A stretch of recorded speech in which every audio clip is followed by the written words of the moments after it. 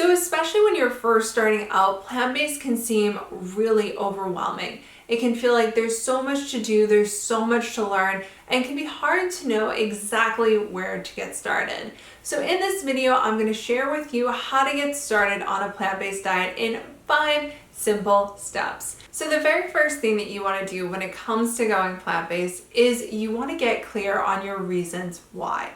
So everyone has a different reason for going plant-based, whether that's for your health, for the environment, or for the animals. Whatever your reason is, you want to make sure that you get really clear and really specific on why you want to make this change. This is something that's not only going to help you in the very beginning, but it's also going to provide you a lot of clarity and direction down the line. So it's really important that as you're starting out, you get really clear on this in the very beginning. So step number 2 for starting a plant-based diet is to create a plan for yourself. So one of the biggest misconceptions that I see with people who are just starting out is that they tend to think that they have to do it all at once, and that's absolutely not the case. So when it comes to going plant-based, you want to go at your own pace. And creating a plan for yourself allows you to not only do that, but take into account any challenges that you might face along the way.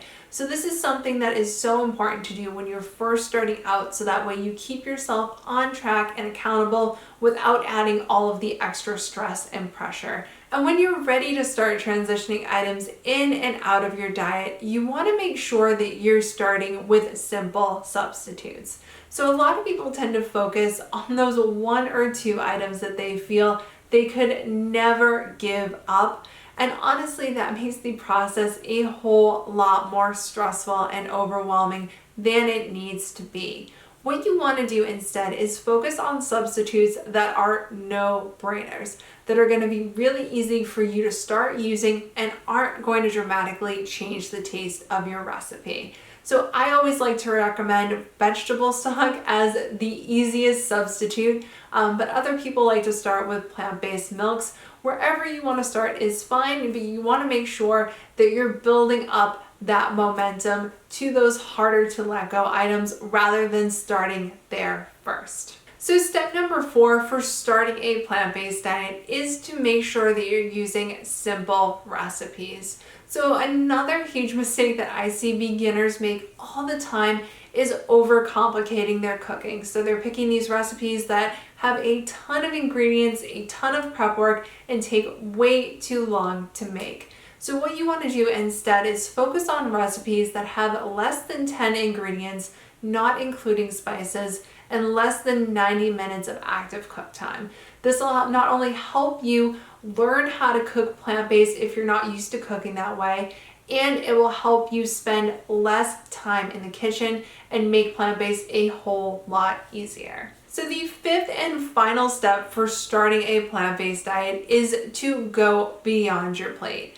So if you not only want to go plant-based, but stay plant-based long-term, the best way to do that is by creating a lifestyle. So when you think of plant-based as a lifestyle, you're not just focusing on your food anymore. You're focusing on you and what you want and what you want out of going plant-based.